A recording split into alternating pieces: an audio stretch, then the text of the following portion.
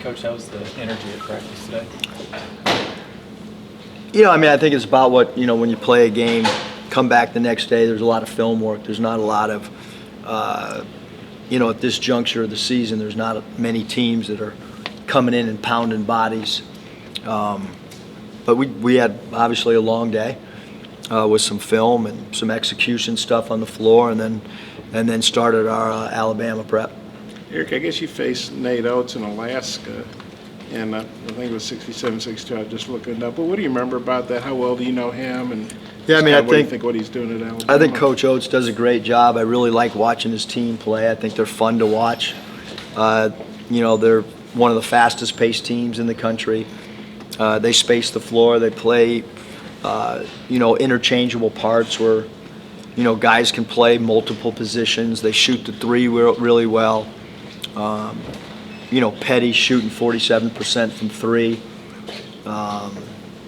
They hardly ever take a mid-range shot. I think they're from an analytics standpoint, they probably do as good a job as anybody, meaning shots at the rim, free throws attempted, and three balls probably, as good as anybody in the league. And,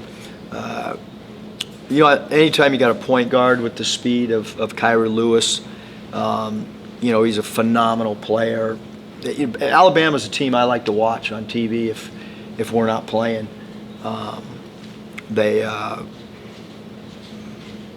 like how they play. They shoot threes, they make threes, and they play with great pace. But anytime you have a player that's a great rebounder like Petty, averaging over 7 boards a game, and then like I said, I mean, he's shooting close to 50% from three. So I think they're a really, really talented team, and be a pretty challenging game for sure. Do you want to run with them, or do you want to try to slow them down a little bit, or how do you approach that? I think that I'm not so sure we've run great all year. I think we run good in spurts. We have to have great transition defense, which we haven't had. I don't know why, because we don't offensive rebound. But if we don't get back on defense, I mean, they're proving that they can hang 90 on you easy. And you obviously played good three-point defense all year.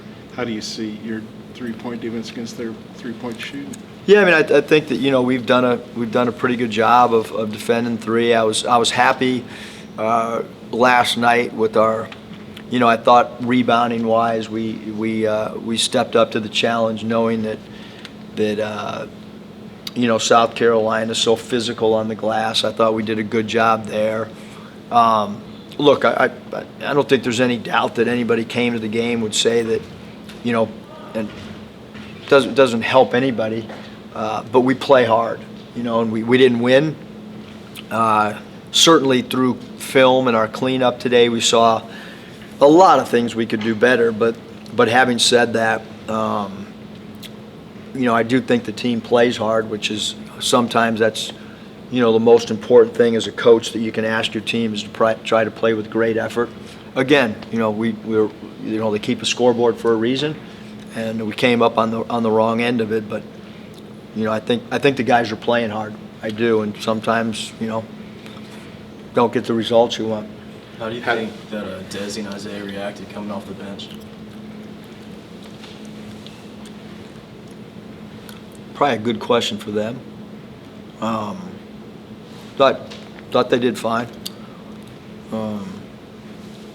Probably more of a personal question for those guys.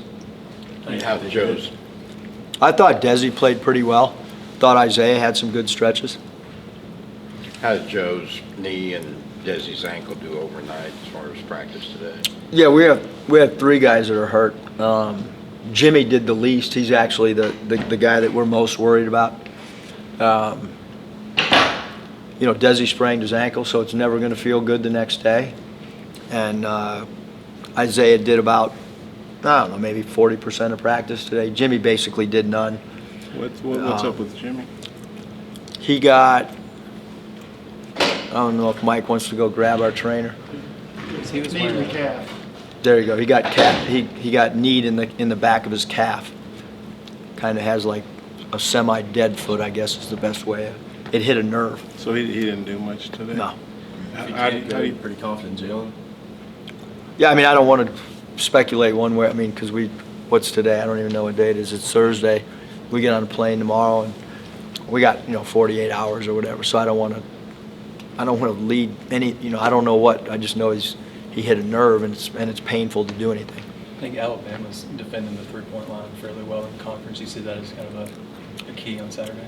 I mean, we have to have better shot selections from three. I mean, I think we're 282nd in the country at three. So, if you're anywhere from 150 below, you probably gotta continue to make adjustments, and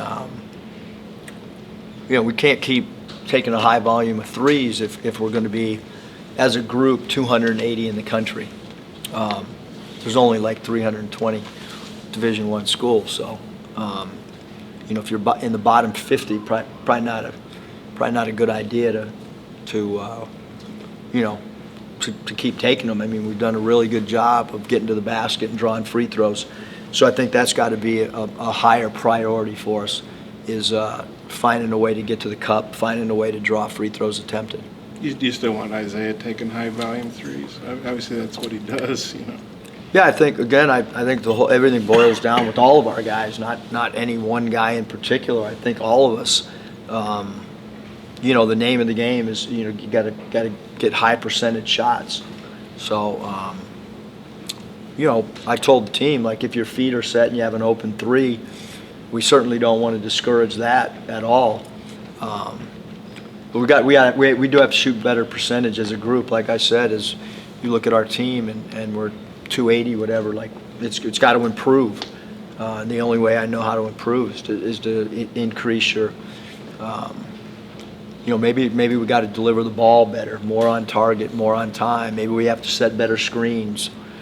A lot of things that we can continue to get better at, for sure. I don't know if you thought about this, but you lost 2 games, 79-77. Both times Isaiah had the ball in his hands with tough shots. Both games, somebody other than you got technicals called, and they hit 2 free throws. And that, obviously a lot of other plays could have swung the game. But do you ever remember anything like that happening to you? No, and pretty unique season in a lot of ways for what I'm used to. I guess how frustrating is that? Because, really the most frustrating thing, I thought our crowd last night was awesome. I mean, personally, I feel overly fortunate to play a 7:30 game, or to be a part of a team that plays at 7:30 with rain and a midweek game. The enthusiasm in that building is incredible. Sometimes I wonder if everybody with our program understands how special it is, because it doesn't happen often, and that's what I feel bad about, is we had an incredible positive energy from a crowd standpoint, and we couldn't win in front of them. You had to call a quick timeout against TCU, and obviously we're happy with how you started last night. What's the key to getting off to a better start? Making a shot early, not turning the ball over. I mean, you can't turn the ball over. It's really hard to get off to a good start if you don't even get a shot on goal. So that would be. Do you think about switching up the starting lineup? If Oh, assuming sure. everybody's healthy, to Yeah. get a faster start? But yeah, it would be a different lineup. With Jimmy and Desi, and is everybody questionable, or do you feel good those guys will all be ready? I know you're not a doctor and all that, but I just think, I don't know, because it's early, and I don't want to. I've been honest with you guys on everything, probably too honest. No, it's good to be honest.